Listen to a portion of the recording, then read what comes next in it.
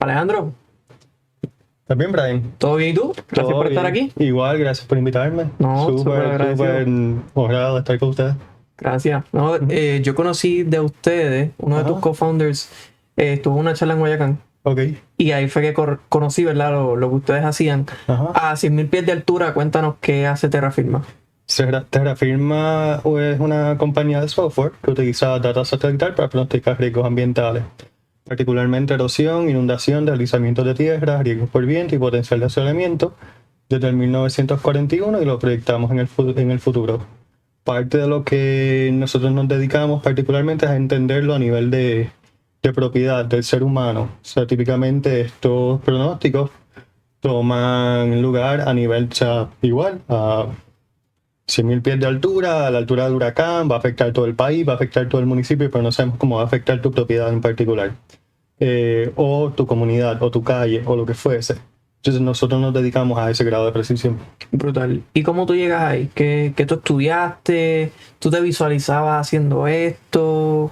¿Cuál es tu background? Mi background es en arquitectura. Eso fue lo que yo estudié inicialmente en la Politécnica y luego en Londres. Y gran parte tenía que ver con, o mis inclinaciones tenían que ver con conservación del medio ambiente, tenían que ver con cómo un edificio se emplaza y beneficia el medio ambiente. No solamente como que él se protege contra él, no solamente se posiciona ante él, pero sino que tiene un rol activo en cómo se discurren las aguas, cómo eso contribuye al ecosistema alrededor, a cómo se capturan, que hay crecimiento de diferentes tipos de siembra. Y de alguna manera él se convierte en un mecanismo para aprovechar esos ciclos naturales y poner al ser humano en contacto con esos ciclos naturales. Eso siempre fue como mi tendencia y eso viene desde muy pequeño, como caminando por la naturaleza, como ese tipo de inclinación. Tiene una inclinación muy por patrones naturales, por entender los principios matemáticos de cómo fluyen las aguas, de cómo, ya sea a nivel micro a través de una hoja, ya sea a nivel macro a través de un paisaje entero. Y un poco esos fueron los inicios de cómo comenzó pues esa inclinación. Ya. Entonces, estudias arquitectura, un bachillerato en la Universidad Politécnica de Puerto Rico. Sí. Nada, entré ahí particularmente porque, medio por equivocación en realidad, Ok. me dijeron como que no, tú eres bueno en matemáticas, eres bueno dibujando, te interesan estas partes como muy visuales y sucede que no necesariamente, yo estaba muy inclinado por estudiar matemáticas puras. Eso era como nada, lo más que me interesaba en aquel momento, pero había este pensamiento de que pues no vas a poder sobrevivir, vas a terminar siendo profesor, lo que fue, eso, bla, que al final terminé siendo profesor anyways, de arquitectura. Pero nada, arquitectura me abrió, a pesar de que al inicio fue como algo que no sabía exactamente lo que estaba entrando, fue algo que sí me abrió diferentes tipos de pensamiento, de trayectorias de pensamiento, alternativas de pensamiento, que incluía un componente sí de social, definitivamente, que naturalmente todo el paisaje construido trabaja con esos temas de cómo se organizan poblaciones, no solamente una casa, sino una ciudad, cómo se organiza infraestructura, cómo se organiza movilidad, carreteras, todo ese tipo de vegetación igual, recursos naturales. Aparte de eso, pues está la parte matemática, está la parte visual, está la parte de composición, está la parte de pensar a través de diferentes tipos de personas. Porque si estás diseñando para alguien, no estás diseñando para una sola persona, a menos que sea una familia, quizás. Pero si estás diseñando un edificio, pues tienes que pensar a través de múltiples tipos de roles. Ese grado de empatía que te enseña la arquitectura a un nivel súper técnico, pues también era súper útil. Ya luego entonces cuando... y ahí fue que conocí a mi socio, Alejandro Alexia. De hecho, comenzamos a trabajar juntos en una compañía de arquitectura. Y ya luego entonces me fui a Londres a hacer una maestría en urbanismo y en arquitectura en una universidad bastante reconocida. Y nada, y a partir de ahí, pues un poco antes de eso ya había entrado en temas de programación y ya a partir de ahí, pues ya eso como que se formalizó. Hablemos un poquito, me Me creaste algo que no había pensado. Que cuando uno está pensando en el medio ambiente, Sí, uno está teniendo un impacto social. claro. Yo no había tenido esa visión, no sé por qué, ¿verdad? Explícame más, más en detalle, ¿verdad? ¿Cómo es eso de que cuando uno crea un edificio uno no piensa en el edificio, sino en las personas que van a utilizar el edificio, ese tipo de cosas? Claro. La primera parte del medio ambiente es algo que se trabaja mucho en lo que conoce en la profesión que se conoce como landscape architecture y en urbanismo, en conservación también de suelo, y en agricultura también trabaja mucho con eso. Tiene mucho que ver con cómo, de diferentes maneras, también tiene que ver con valorización de bienes raíces. Por ejemplo, todo el mundo sabe que si compras una casa frente a la playa vale más. Si compras una casa frente a un parque, vale más. Pues esos son el beneficio intangible y económico, definitivamente, que puede traer el medio ambiente ¿verdad? A un colectivo, a una densidad poblacional, que eventualmente se convierte en su ahorro, eventualmente se convierte en su manera de vivir, en sus contactos, porque son tus vecinos. O sea que el medio ambiente tiene un rol que uno lo ve como pasivo, pero en realidad monetariamente es súper activo. Aparte de eso, pues naturalmente tiene que ver con mejor calidad de vida, porque hay estudios psicológicos que no acaban de los beneficios de estar expuestos a la naturaleza, de caminar por la naturaleza, de tener un parque cerca, de tener lo que llaman amenidades, que a mí no me encanta ese nombre, pero son ¿Cómo assets. cuáles? Amenidades, o sea, por ejemplo, si tú vas a New York, o Londres, o cualquier ciudad, inclusive aquí, cuando sales a la calle, tiene pueden ser cosas bien pequeñas, desde las aceras siempre están vegetadas, por lo tanto el calor no te da tan intenso y el edificio no necesita tanto aire acondicionado para operar. Pero también en ciudades grandes como New York tienes el Central Park, y entonces tienes todo lo que queda del Central Park, que naturalmente tiene un grado de valorización de real estate mucho mayor. Igual aquí las casas que quedan en Ocean Park, o Rincón, o Dorado, o Palmas del Mar, son desarrollos urbanos, son cerrados y nada, y cada cual puede tener sus diferencias, pero la realidad es que por estar en proximidad con estos recursos naturales, pues desarrollan esta otra valorización y esta otra realidad de vida, que es lo que uno nota en esos sitios. Brutal. So, tú acabas tu bachillerato. ¿Ya en tu bachillerato conocías a tu co-founder o no? Sí, sí, yo lo conocí en segundo año de universidad. O sea, él también se graduó de la Politécnica. Él se graduó de la Poli. Sí. Brutal. Y entonces lo conociste en un internado, en una compañía de arquitectura. Estábamos fundando una compañía de arquitectura con un profesor, y nada, y él se convirtió él se ha convertido, bueno, desde hace tiempo ya, o sea, para poner edades a todo esto fue hace más de 20 años. Ya. O sea que sí, o sea, es una relación súper larga. Y nada, y él nos dio la oportunidad de formar parte de lo que son los inicios de formar una firma de arquitectura, que segundo año yo no tengo la menor idea de lo que es. Pero gracias a Dios se me dio y nada, y súper agradecido. ¿Y cómo ves eso, verdad? Emprender mientras estás en la universidad. ¿Cómo lo viste? ¿Era algo que visualizabas? ¿Fue una idea loca que tomaste? Para mí yo nunca utilicé esa palabra, honestamente, como que yo nunca utilicé la palabra emprender hasta quizás después de maestría. En aquel momento simplemente estábamos haciendo una firma de arquitectura y las firmas de arquitectura no son notorias por tener un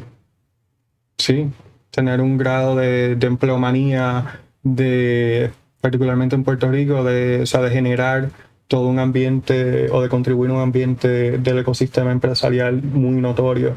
El producto de la arquitectura sí, pero la práctica de arquitectura pues no sé tanto. El producto de arquitectura son hoteles, son museos, son condominios, eso sí. Eso es lo que vende. Eso es lo que se genera, pero el medio por el cual se genera, o sea, el despacho, la firma de arquitectura, son unos grupos bastante pequeños de personas. Ya. Y en aquel momento que nosotros nos graduamos, 2008, plena recesión, tú sabes, todos los sueldos a mitad, las horas a mitad, todo el asunto, y ahí fue que yo, sí, pues me voy a hacer maestría, vuelvo y todavía estamos en el mismo asunto. Y ahí entonces iniciamos una primera compañía, mi socio igual, y yo, que era diseño interactivo, que era lo que un poco más o menos me podía extrapolar de lo que ya había estudiado, y diseño de producto, que era lo que mi socio había estudiado. Brutal. Entonces, acabas tu bachillerato, plena recesión, y dices, yo me voy a estudiar afuera. ¿Por qué escogiste Londres? Londres para mí era súper interesante porque era la mejor escuela de arquitectura en aquel momento, el programa donde yo estaba entrando. Es una escuela pequeña, es un tipo como de, qué sé yo, como que un Max Planck Institute o algo de ese tipo, lo que es eso en física. Si, si quieres saber lo que va a estar sucediendo dentro de 10 años en arquitectura, pues típicamente pues, LAA, el Architectural Association, era como ese tipo de sitio donde ibas a ir. Porque estaba la gente joven, no estaban los profesores ya súper establecidos, estaba la gente, profesores son la gente que está como que creciendo. Y nada, me atrajo ese ambiente, me atrajo el ambiente informal de, mira, vamos a hacer, no vamos a pedir permiso, o sea, como que mucha arquitectura, vamos a hacerlo, lo que sea que haya que hacer, si hay que invadir esta puerta y hacer una maqueta alrededor de eso para probar algo, para lo que fuese, y la gente no puede pasar, pues mira, nos resolvemos. Y era esta cosa como súper activa de you learn by doing, y eso era algo que me interesaba mucho, aparte de que Londres en realidad es una ciudad que siempre me había atraído la cultura, la economía, la diversidad de conocimiento, convergiendo en un mismo sitio. Y nada, y eso fue como alineado. ¿Qué otra ciudad asimilarías a Londres?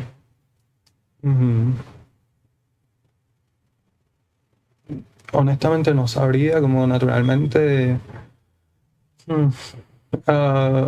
pensaría Boston. Naturalmente New York es mucho más concentrado y bastante extremo. Así como que para mí están las escalas de Tokio, para mí es como que lo más hiperactivo que hay como ciudad. Luego está New York, luego quizás está Londres. Ok. Y es una versión menos concentrada, vamos a decir, que New York. Que las personas, todavía está esa mezcla, especialmente el mundo asiático, especialmente pakistanes, hindúes, japoneses, vietnamitas, chinos, o sea, como que toda la cultura asiática está ahí. No está tan concentrada como en New York. O sea, New York tiene un área geográfica bastante concentrada. En Londres está bastante desplazado. Ok. Y para ese tiempo entonces que tú llegas a Londres, ¿ya tú habías experimentado con programación? Sí, en mucho de arquitectura trabaja con temas de modelaje en 3 dimensiones. Y en aquel momento eso era algo que medio estaba, yo no quiero decir naciendo, pero sí estaba creciendo, bastante acelerado, como que mucho era herencia de la industria del cine, Toy Story, como que todos estos efectos especiales de cómo se crea la geometría para moverla, para esto también, mucha herencia de la industria de la aviación estaba entrando dentro de la arquitectura, pues naturalmente tienes que hacer geometría de acero que son aerodinámicas, que tienen que flotar, que tienen una serie de exigencias. Y en el boom de los 90 y principios del 2000, mucho de eso con todo lo que implicaba toda esa infusión monetaria que había en la industria de cine, en la industria de manufactura, la arquitectura se nutrió de eso. Y mucho de eso entró en la academia en modo de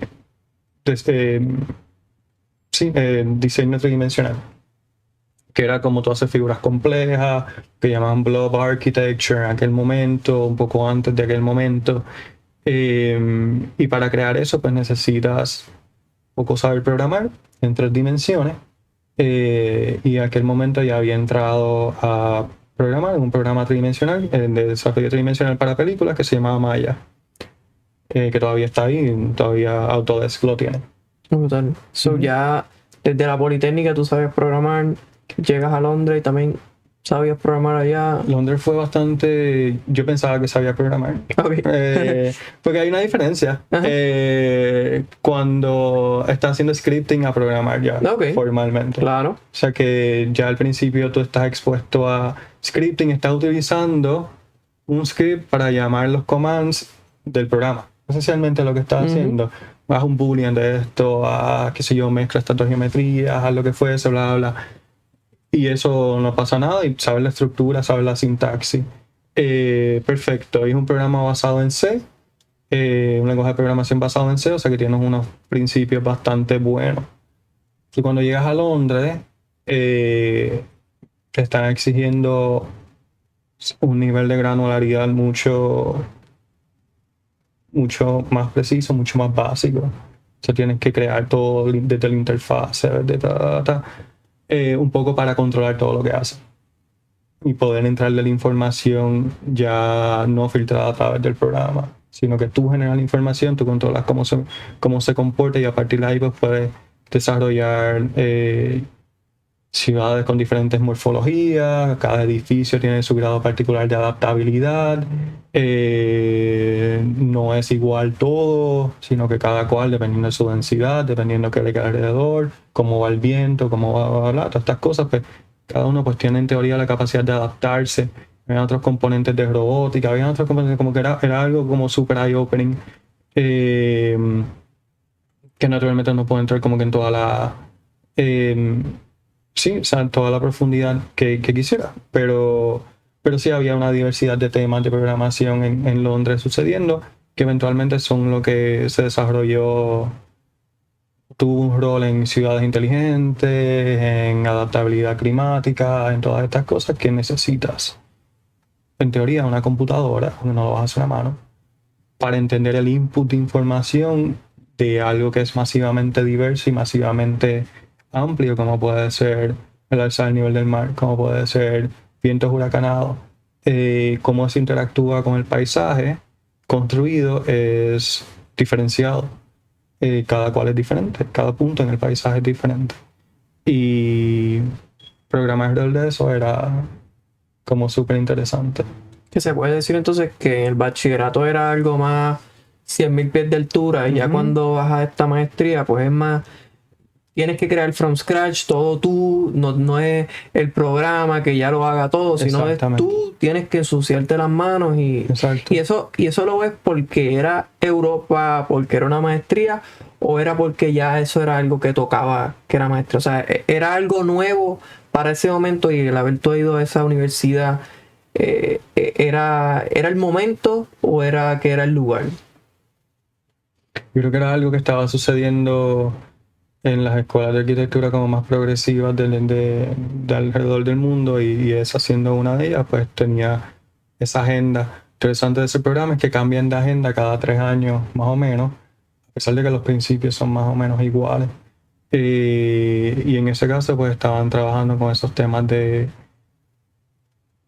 adaptabilidad, de no hacer típicamente una ciudad, uno hace todos los edificios iguales. Hasta los 2005 por ahí, vamos a decir. Ok, pues los adaptamos, pero los adaptamos en un gradiente, vamos a decir. O sea que de punto A a punto B, punto A tiene que tener unas condiciones de que tienen que ser edificios bajitos por alguna razón en el mundo, y punto B tiene que ser unos edificios más altos porque, qué sé yo, porque hay más intercambio económico, lo que fuese.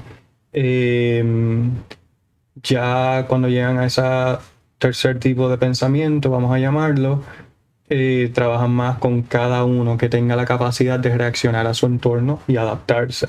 Así que hay mucho generativo, mucho de algoritmos genéticos, mucho de por donde yo entré a programar, que fue celular autómata, y toda esa herencia teórica de computación que se generó de von Neumann hasta el presente, que nada, que tenía mucho que ver con cómo tú adaptas una unidad al entorno y secuencialmente pues nada, todo sale algo que no es predecible, pero a la misma vez adaptado a las circunstancias que tú le pusiste. Okay. ¿Y tú sales de Puerto Rico con la mirada de regresar?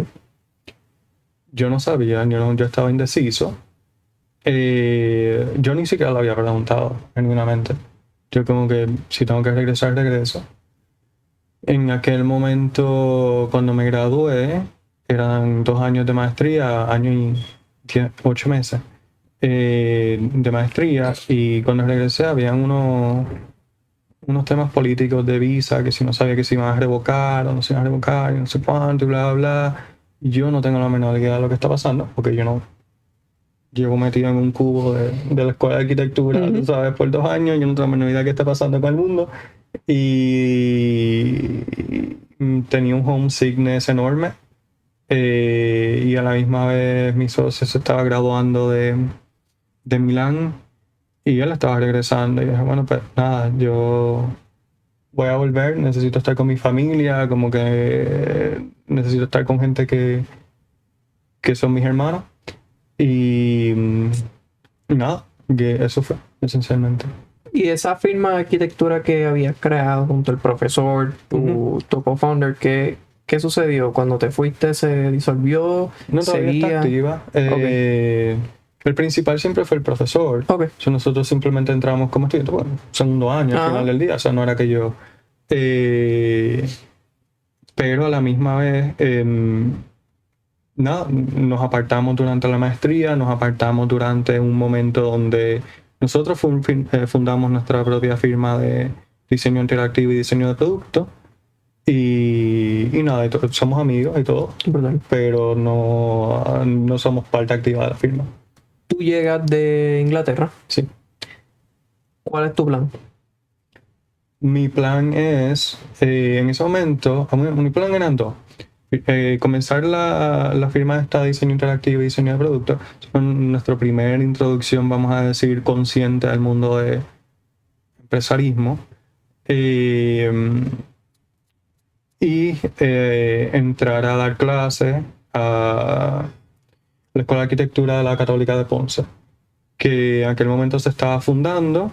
Se fundó, el primer año fue cuando yo estaba en Inglaterra, y cuando regresé pues tenía su segundo año y entramos como que, gracias a Dios, hay gente súper preciosa en esa escuela, como súper linda, desde el estudiantado hasta la administración, hasta los otros profesores, y nada, y pude ser parte de eso por 10 años dando clases. Quizás fueron más, quizás fueron 11. Y nada, y esa escuela como que me abrió un montón de oportunidades. Sí. Hablaste de uno de los factores por los cuales te fuiste a Inglaterra, era por el profesorado, de que era joven, de que era... ¿Eso lo asimilas de por qué vas a la católica? No había pensado, como que ya se está convirtiendo esto en una sesión de terapia. Pero no, fíjate, no lo había pensado, pero sí, efectivamente uno sale con esas energías de ser, tú sabes, un profesor de 26 años. Naturalmente tienes este impulso y esta ideología, no ideología, sí, pero estas ideas y estas ansias de querer hacer como diferentes tipos de cosas, a pesar de que el ambiente económico no es el mejor a nivel, pero tienen una estabilidad dentro de la academia. Y como es una escuela que se está fundando, la escuela misma se está probando y todo el mundo está tratando de buscar su camino y todo el mundo está colaborando. Al final del día hay que mantener este organismo entero caminando y expandiendo y creciendo, y al final se ha convertido en una escuela súper importante, súper linda. Es la única escuela de arquitectura en el sur y sirve al suroeste entero. Y nada, y es otro tipo de... Es muy diferente la mentalidad a la mentalidad metropolitana, muy diferente el tipo de necesidad del estudiantado, muy diferente las inclinaciones intelectuales. Y uno piensa, pues, Puerto Rico es Puerto Rico, pero uno, pues, por ser puertorriqueño nota un poco como que esos destellos de diferencia y no, son gente que sí, o sea, como que son súper dedicadas. Para levantar una escuela de arquitectura uno tiene que tener un nivel de humildad, cualquier facultad, en ese caso tocó arquitectura, pero de humildad, de disciplina, de confianza en el resto del equipo, de confianza en el estudiantado, en la administración, en que nada, que es día tras día y como esta fe en que nada, que uno puede ser parte de eso.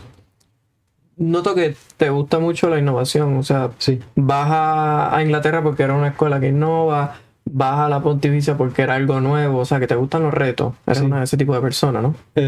Sí, completamente. Creo que desde chiquito yo nunca he sido mucho de aprendizaje estructurado, a pesar de que pues, soy profesor y tengo que estructurar un currículo, una disciplina, un cuerpo de entendimiento para transmitirlo a un grupo de personas. Yo no aprendo así.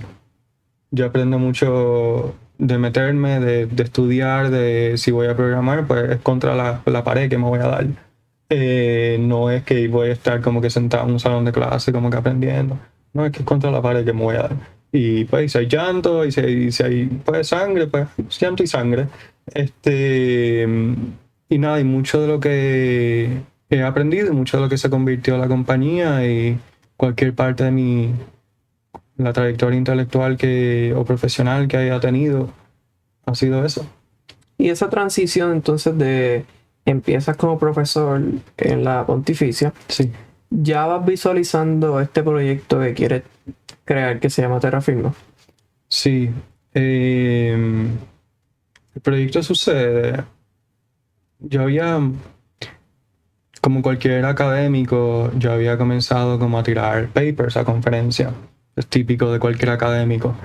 Y en aquel momento tenía otro proyecto que había iniciado, que me había llevado como a múltiples sitios, la Universidad de Oxford, UPenn, la Bienal de Venecia, no sé cuánto, bla, bla. Y ese proyecto y lo que se convirtió en Terrafirma inicialmente tenía como algo como, no un plan B, pero era un A2, no era un A1. Y en aquel momento, la Escuela de Arquitectura de Ponce tenía estos cursos de paisajismo y trajo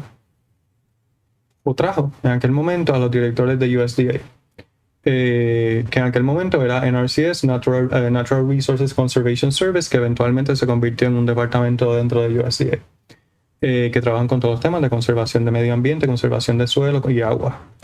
Y en aquel momento yo estaba, como un año antes de eso, yo estaba medio peleando con los estudiantes. Decía como que, oye, estás sembrando un edificio en el paisaje y estás diciéndome, mira, el sol viene de acá y eso es un vector, y el viento viene de acá y eso es un vector, y yo no sé ni siquiera si eso es importante, si eso es verdad. Y definitivamente no es una sola línea, como eso interactúa. Es como que hay una dinámica, hay una geometría que interfiere con el medio ambiente, hay que entender esas cosas a un nivel mucho más profundo. Desarrollé esencialmente lo que era como un espacio interactivo con unos sensores, unos Kinect y unos proyectores. Tú podías poner cualquier maqueta, tus manos, cualquier objeto tridimensional y encima de eso te proyectaba. Hice el programa para eso también.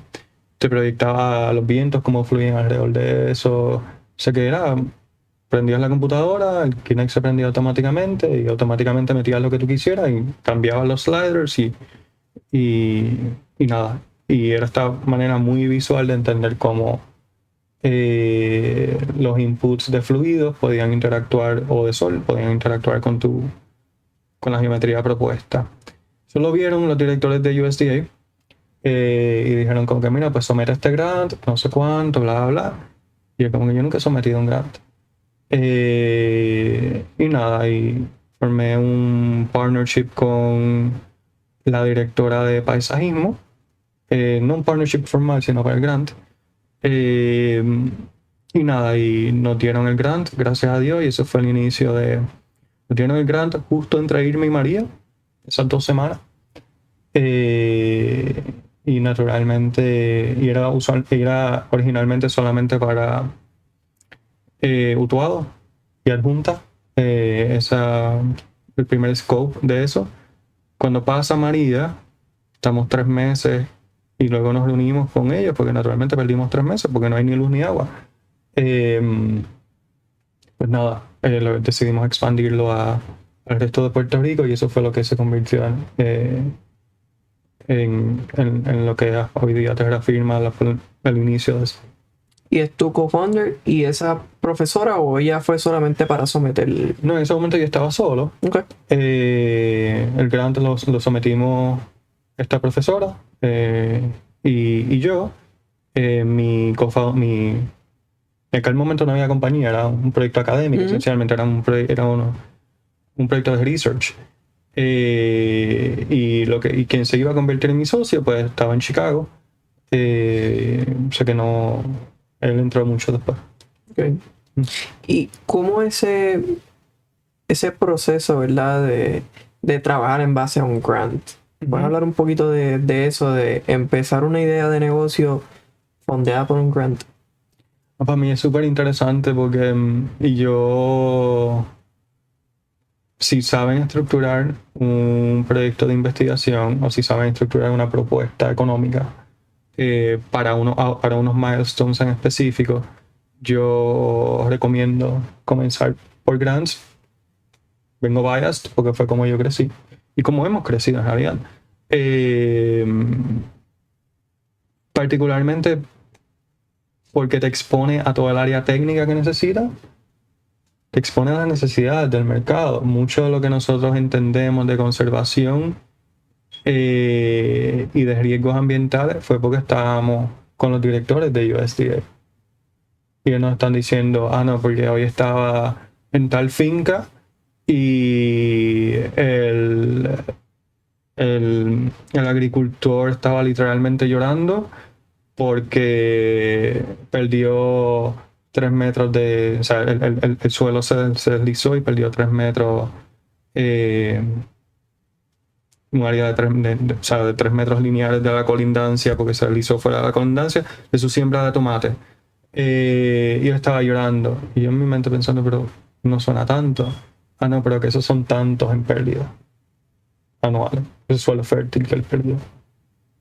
Ok. O sea que esa es la vida de... O sea, los ahorros económicos, cómo él se sostiene, cómo él alimenta a su familia, es eso. Ok, muy bien, entiendo. Entonces son esas realidades del mercado, de múltiples de esas historias, que tú dices, pues no, pues se deslizó el suelo. No, pero que se deslizó el suelo es que las personas no pueden salir porque se obstruyó la calle. Sucedió en Utuado durante María y sucedió en Utuado durante las lluvias del año pasado. Son cosas que no necesariamente aparecen en las noticias, pero que FEMA no puede entrar porque no hay manera de entrar a menos que no sea por helicóptero, entonces no hay manera de entrar a alimentos. Entonces hay todas estas interdinámicas que no solamente se dan en momentos de crisis, sino que se dan en momentos cotidianos, como la pérdida de suelo, como el deslizamiento, que puede ser superficial, erosión, eso como que día tras día tras día y tú no te das cuenta.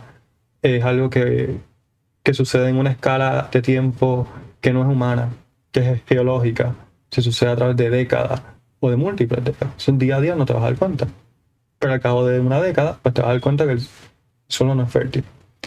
Porque ese fue el topsoil, que tienes que darle tratamiento, tienes que invertir $100,000, lo que sea.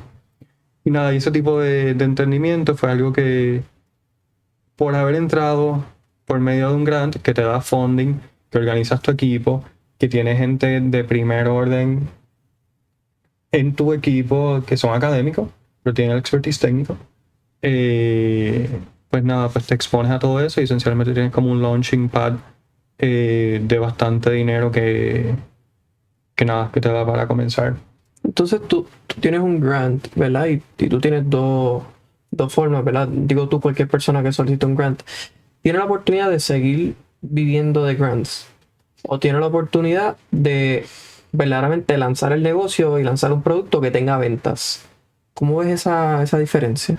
Esa es una decisión que yo tomé y hay dos maneras en realidad. Y voy a hablar de mi pensamiento, pues en realidad no tengo una contestación exacta para la pregunta. En aquel momento yo estaba consciente de estar desarrollando esto, estás escribiendo estás proponiendo todo esto, pero al final del día, si creas un núcleo de investigación, que es como se dan estas cosas usualmente dentro de una universidad, la propiedad intelectual le pertenece a la universidad. Y yo había escuchado historias de terror, no de ninguna de las que yo trabajé, pero universidades en Canadá, de profesores que habían durado 25 años, 30 años, estableciendo un núcleo de investigación, cambiaron el decano, fricciones eternas ahí, y al final estamos nómadas de facultad en facultad porque perdimos mi núcleo, el núcleo de investigación. Y yo dije como que yo no puedo hacer eso. Entonces, si yo soy el que estoy escribiendo, y soy el que estoy generando los fondos, y soy el que estoy haciendo el trabajo, y estoy armando el equipo para que se genere el trabajo, pues naturalmente vamos a tratar de hacerlo mediante empresarismo. Entonces, lo que sucede en ese brinco, que no tienes la seguridad de la academia, y estás en este entremedio, donde todavía puedes tener clases, pero tienes clases más la compañía, que era algo que a mí me sucedió en particularmente, donde yo estaba dando 5 clases a la misma vez, más haciendo la compañía. Que es una locura. Y entonces, cuando brincas a ser empresario, tienes ese cushion, tienes ese, pues tengo los grants, ok, puedo sobrevivir de esto, todavía tengo la preparación académica, todavía tengo el network de personas con los que yo puedo juntar y llamar, y mira, ¿te interesa ser parte de este proyecto? Si se da, si no se da, lo que fuese.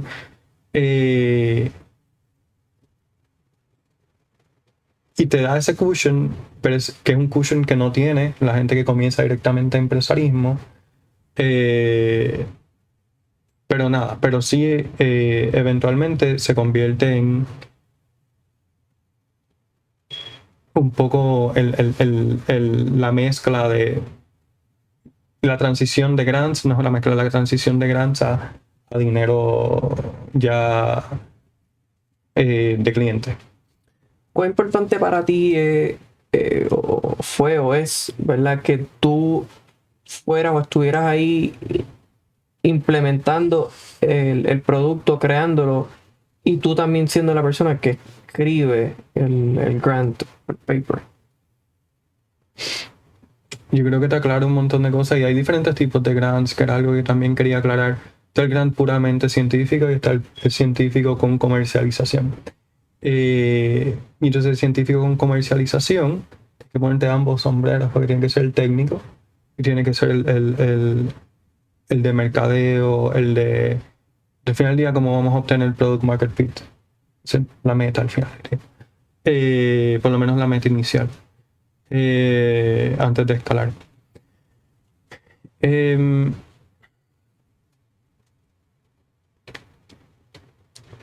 Nada, ese intercambio de sombreros te ayuda a entender precisamente porque tienes que entender el evaluador técnico, más tus partners técnicos, cuáles son sus aspiraciones. Porque no es solamente para ti, ellos no están trabajando para ti, es un núcleo de gente. Que tú puedes ser el líder, pero aún así estás contribuyendo a desarrollo profesional de muchas personas, incluyendo estudiantes, incluyendo profesores, incluyendo researchers, y están contribuyendo a ti. Eso tienes que armarlo para que sea suficientemente robusto. Tienes que tener en cuenta que tienes que proteger eso intelectual, la propiedad intelectual de esto a largo plazo, porque no tienes un departamento académico que te lo proteja, ni todo ese andamiaje legal cae sobre ti. Tienes que tener en cuenta que tienes que dar el 150%, porque no tienes ese backing. Porque cuando tú sometes a un grant y tú dices yo soy profesor de lo que sea, pues ya es muy diferente a yo vengo de la calle. Pero si no estás enrolled en la academia, pues naturalmente es un poco más difícil. Aparte de eso, pues tienes que ver con la parte de comercialización, de cómo se va a vender, cuál es no que tengas que tener un business plan, pero sí tienes que saber cuáles son las necesidades del cliente, en qué momento compran, cuáles son los frenos que ellos tienen ya por algún marco mental, ya por algún marco económico, ya por las razones que sean, y cómo ellos prefieren ser contactados. Si toda esa parte de mercadeo también tienes que generarla de una manera plausible. No sé traducirlo ahora mismo, pero algo que se vea como algo que hace sentido. Ya. Vas ya desarrollando ese producto a través del grant. Llega el momento que tú dices, ya no necesito los grants, ahora ya me voy a traducir a B2B o B2C, ¿verdad? El modelo de negocio que tengan. ¿Cómo es ese proceso de dejar soltar dinero gratis? Yo no creo que uno en realidad lo deja de soltar, yo creo que uno va y vuelve, especialmente porque son dos diferentes tipos de dinero. El grant te da un espacio para innovar, sustentado con dinero gratis, esencialmente. Que no es gratis porque son todas tus horas de trabajo al final del día, de preparación y de ejecución, y luego de reporte final. Pero sí te da ese espacio para innovar, que es puramente para esas cosas que son research intensive y necesitas un núcleo de gente ahí. El otro dinero, el dinero de comercialización, es para mantener las cosas operando, o para crecerlas. Pero es para ya cuando tienes, que sí, lo puedes hacer los dos a la misma vez. Pero sí te permite cementar eso que todavía estaba en desarrollo, y era demasiado high risk y no lo puedes sacar al mercado porque si se te va a caer o lo que fuese, o todavía no tiene una interfase o la gente no puede interactuar con él. Pues nada, el dinero de comercialización te ayuda ya en esa etapa, cuando tienes algo cerca de Product Market Fit, o que estás tratando de que llegue a Product Market Fit, o post Product Market Fit. Hablar un poquito técnico, ¿verdad? ¿Cómo es esto de crear una plataforma de imágenes satelitales? Hay un montón de... ¿Cómo uno empieza buscando, ¿verdad? ¿Quién te va a dar las fotos de los satélites? Claro. ¿Qué features? ¿Qué yo voy a hacer luego que tengo las imágenes?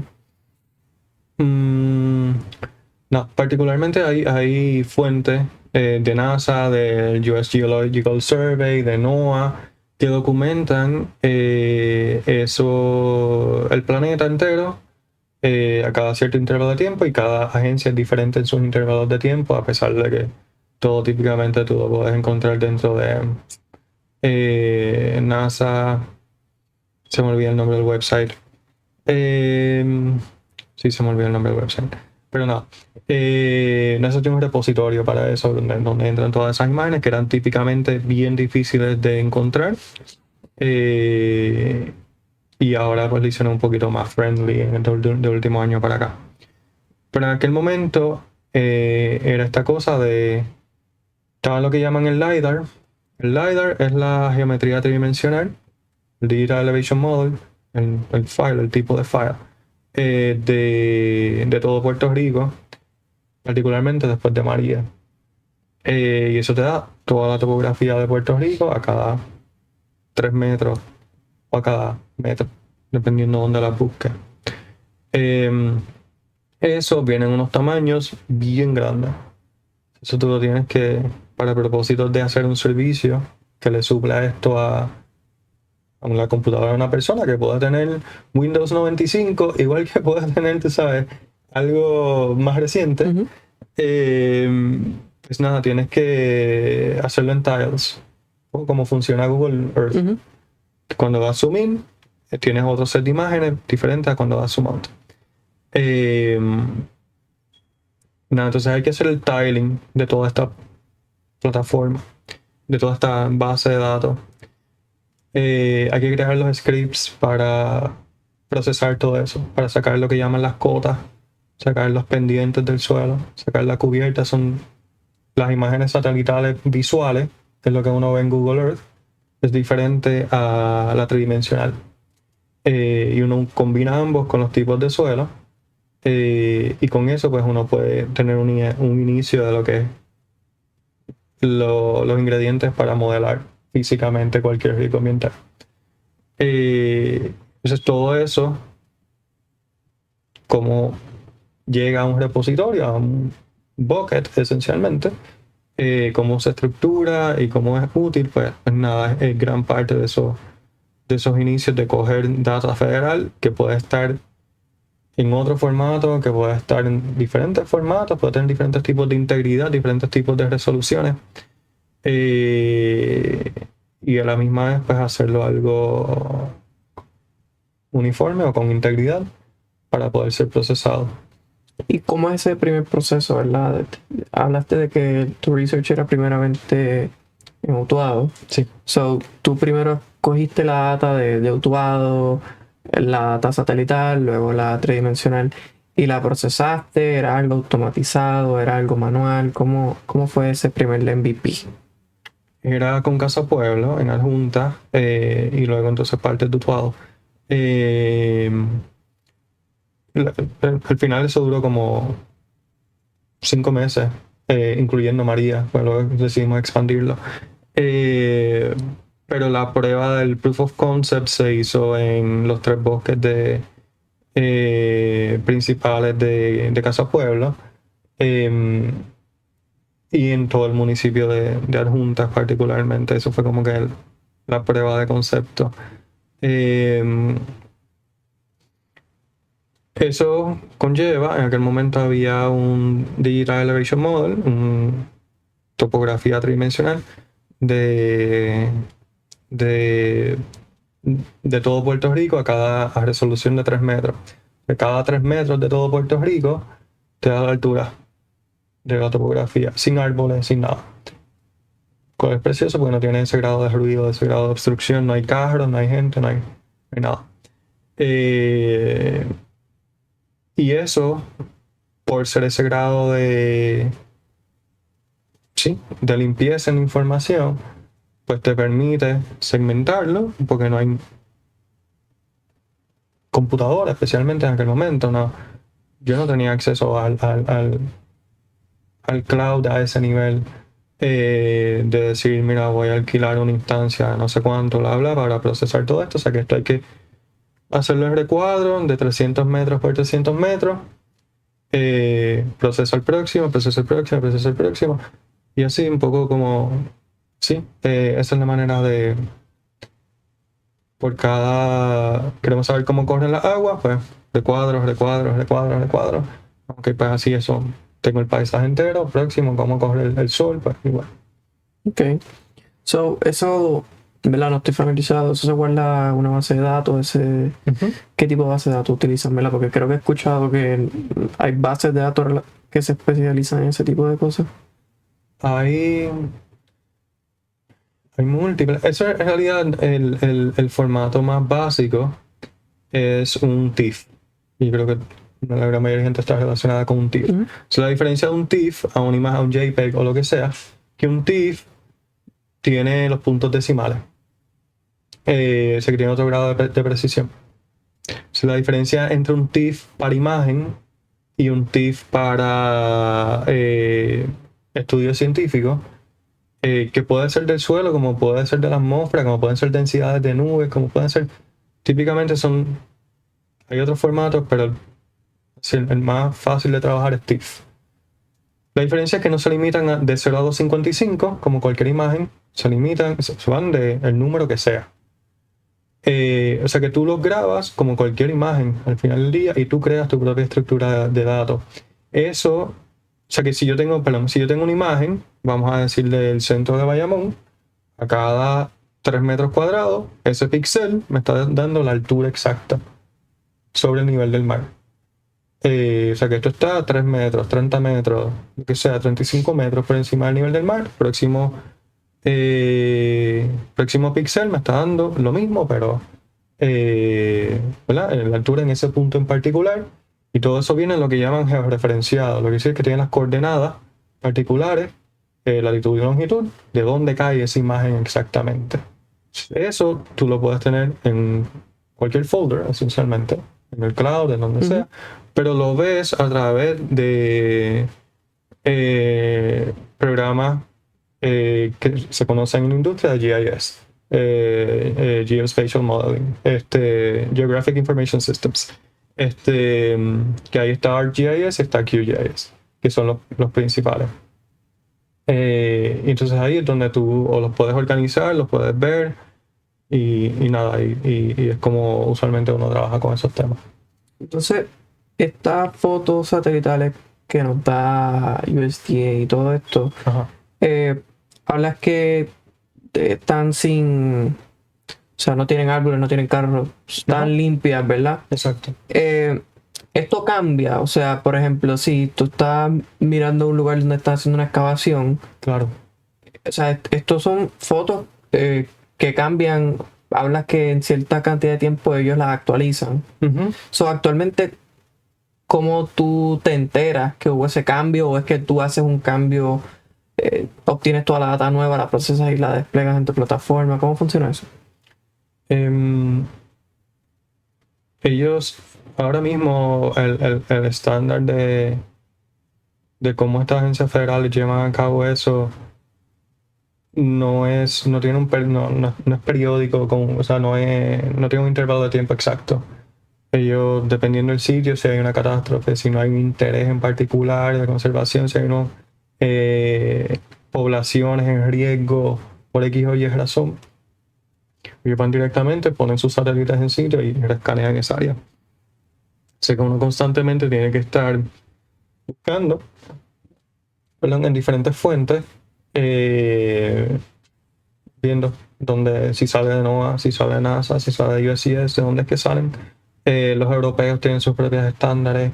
Latinoamérica naturalmente tiene menos recursos, por lo tanto la data es mucho más difícil de encontrar. Y muchas veces se dejan llevar de NASA directamente porque hay partes que son mucho más resolución y hay partes que son simplemente como el país entero o lo que fuese. O algo mucho más de menor resolución. Pero sí, o sea, no hay un periodo de tiempo establecido. Lo que sí nosotros hacemos es que cuando sale, le damos update y salen a diferentes tiempos. O sea, la imagen aérea puede salir a diferentes tiempos que la topografía. La imagen aérea la podemos sacar de diferentes satélites. Las imágenes aéreas son mucho más fáciles de encontrar que el LiDAR.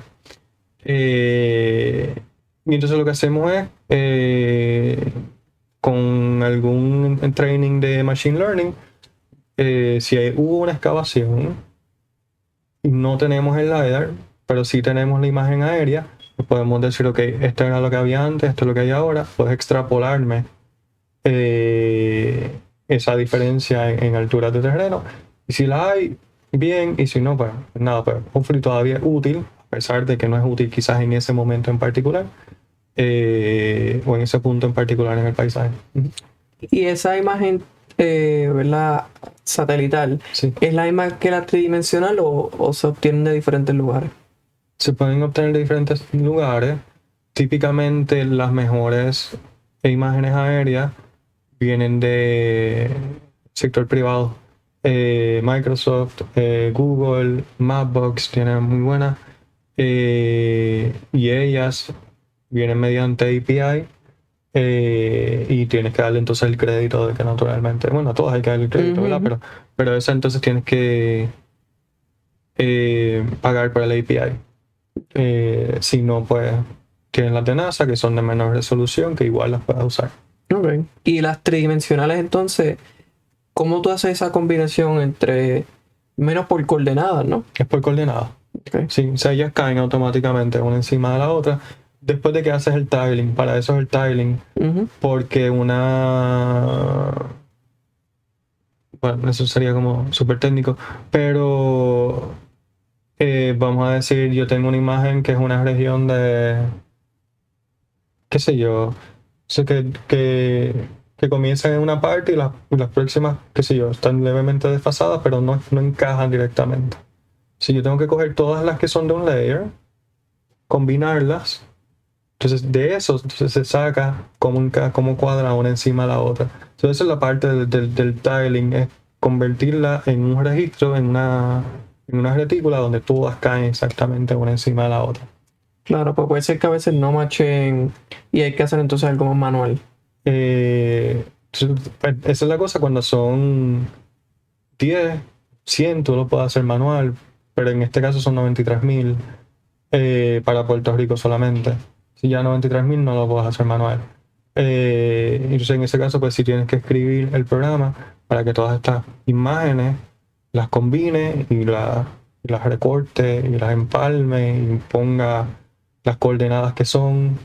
Ese es el trabajo inicial de trabajar con imágenes satelitales. Que lo más difícil es esa primera vez, ¿no? Cuando no sabes qué está pasando, dónde voy a sacar las imágenes, cómo las voy a conectar. Completamente. Y especialmente cuando... Sí, porque al final del día no hay un training para esto. No es que tú fuiste a la universidad y te enseñaron a hacer esto, porque ese nivel técnico se está desarrollando ahora y hay programas de gobierno en Europa, en Puerto Rico, en Estados Unidos, en diversas ciudades, que todavía no es a nivel de país entero, donde se está desarrollando diferentes mecanismos para hacer eso. Pero no es algo que tú aprendes, es algo que tú no te vas contra la pared, lloras y bueno, y si después de 3 días de estar procesando 93.000 tiles de esto, sucedió un error, pues necesitas 3 días más. Eso tú haces un pool más pequeño y con eso haces, ¿verdad?, lo que sea que vayas a hacer. Pero en nuestro caso, eso es la base. Nosotros lo que nos diferencia es que encima de esa base de combinar la aérea con la tridimensional, corremos los modelos y los modelos ya son de nosotros. Y entonces ya es esa parte de cómo corre el agua y las ecuaciones diferenciales para cómo el agua pasa de un metro al próximo metro, cómo se desgasta, cómo se absorbe, cómo se evapora, cómo se conglomera o se inunda o se encharca. Y así sucesivamente, la luz solar, cómo se proyecta, cuál es la sombra, cómo se obstruye, cuál es el ángulo de incidencia, cuál es el ángulo de reflexión. Igual, cuál es el ángulo de refracción, si quieres saber cuánto se calienta. Pues nada, pues ese tipo de fórmulas son las partes que nosotros le añadimos para pronóstico de riesgos ambientales, conservación del medio ambiente y ese tipo de cosas.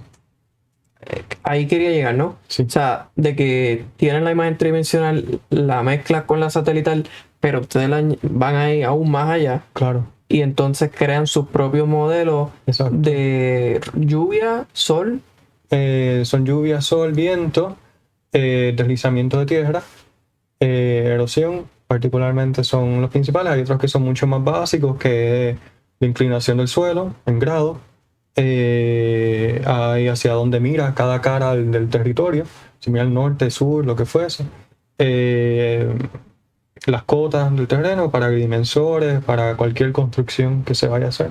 Y todas esas calculaciones, cuando la persona la está viendo en el mapa, ¿es en tiempo real o ya eso ustedes lo realizaron? Nosotros hemos trabajado para que sea en tiempo real y ahora mismo es en tiempo real. Estamos sacándolo al público o buscando cómo sacarlo al público. Pero ya esa parte de que funciona a través del browser directamente, no tengas que bajar nada, lo que fuese, pues ya esa parte está programada. Brutal. Y eso es, esa parte más matemática, que es lo que te interesaba a ti de por sí, ¿no? ¿Cómo es ese proceso de crear ese modelo matemático de decir, ok, si la lluvia en este terreno, ¿cómo tú haces eso? Hay papers científicos, tú los coges como modelo y los examinas y los corres. Y dices, mira, esto me está haciendo sentido, no me está haciendo sentido. Quizás metí algo mal, una variable que no iba, quizás una variable que sí iba.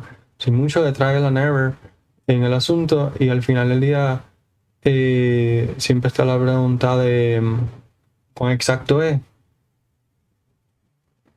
que progresivamente lo haremos más exacto en realidad, porque ahora mismo es un launching pad y es bastante exacto. O sea, nosotros pudimos predecir las inundaciones en la Val de Oriotti del noviembre de 2022 o 2023, 2023. Y nada, y los puntos en donde se iba a inundar y todo el asunto en las áreas de Ocean Park que estuvieron 3 metros bajo agua, 2 metros bajo agua. Y entonces poder entender el área que se afecta es parte de lo que nosotros en realidad no nos importa particularmente, porque es lo que nos lleva a la precisión de si vamos a poner infraestructura nueva, si vamos a hacer cualquier alteración, y puede ser infraestructura verde como puede ser infraestructura gris, puede ser un canal, puede ser un tubo, como puede ser diferentes tipos de siembra o árboles que absorben el agua que puede proteger una comunidad. O las dunas, cuánto las vamos a hacer o lo que fuese para que el agua no entre. Ese tipo de cosas son como ahí viene el entrenamiento o el full circle de donde venimos como arquitectos, de entender entonces cómo afecta el ambiente construido, el ambiente natural. Qué brutal. Y esos algoritmos ya están hechos, ¿no? Sí. O sea, que es cuestión de poner esa data y procesarla y desplegarla en la plataforma. Claro, ahí suena, qué sé yo, como que suena como algo relativamente fácil, pero es interesante cuando lo haces, porque tú puedes tener un lugar en Añasco que tiene una geología bien diferente y una cubierta vegetal bien diferente, o de asfalto, lo que sea, a una en San Juan, o en Ponce, o en el bosque seco de Guánica, o en Orocovi, donde sea. Entonces lo coges por los 93,000 tiles estos. Dices, bueno, pero no me está cuadrando en Añasco, pero me está cuadrando en Ponce. ¿Qué está pasando? Y hay ese grado de calibración de Puerto Rico por la diversidad de suelos que tiene, de entornos naturales que tiene, que si áridos, que si húmedos, que si el yunque, que si cárcico, el carso, áreas agrícolas, áreas urbanas. Pues naturalmente hay una diversidad bastante grande que uno dice, pues, lo fully cuadra porque yo no puedo evaluar 93,000. Pero si yo tengo los spots particulares que representan una diversidad, yo puedo entender que si cuadra aquí, cuadra acá, cuadra acá, cuadra acá, pues, entiendo que cuadra en todo. Se podría visualizar como que ¿verdad? Si San Juan tiene estos parámetros, Añasco tiene estos parámetros, Ponce tiene estos, pues que en esa ecuación que tú estás poniendo te asegures de que todos esos parámetros de cada uno pues sean custom y no sea uno genérico, y así pues obviamente te aumentan las probabilidades de que sea algo más tailored a cada uno, ¿no? Claro, sí, completamente. Lo otro también es que al final del día son modelos. Te van a dar un número exacto de pies bajo agua, o sea, o de pulgadas bajo agua. Pero como todo, al final del día, o sea, uno recibe un pronóstico de cualquier evento meteorológico y eso puede pasar como puede no pasar. Es estadística. Ajá. Es estadística. Exacto. Pero no por eso significa que no sea útil. Al final del día sabemos desde los 1800 todas las trayectorias de los huracanes. Y sabemos que hay una densidad alrededor del Caribe bastante grande. Sabemos que no va a pasar que siga un huracán por Sudáfrica, qué sé yo, quizás sí, no sé, no tengo ni idea. Qué sé yo, por Island, claro. Who knows. Pero sí sabemos que hay una densidad mayor, ¿verdad? Entonces los modelos sirven para eso al final del día, para demostrar, mira, esto es el área más propensa a que esto suceda dentro de estos parámetros que son basados en física. Alejandro, para ir cerrando ya, sí. ¿Dónde encontramos a Terrafirma? ¿Dónde te encontramos a ti? En las redes sociales, terrafirma.sw, terrafirmasoftware.com el website. A mí me pueden encontrar en LinkedIn, porque no tengo social media fuera de LinkedIn. So nada, Alejandro Mieses en social media, no tengo la menor idea. Perdón, en LinkedIn no tengo la menor idea de qué otra manera. Sí. Alejandro. Un placer, Brian. No, Gracias por gracias a ti. invitarme. Súper brutal. Gracias Súper. por todo. Gracias a ti.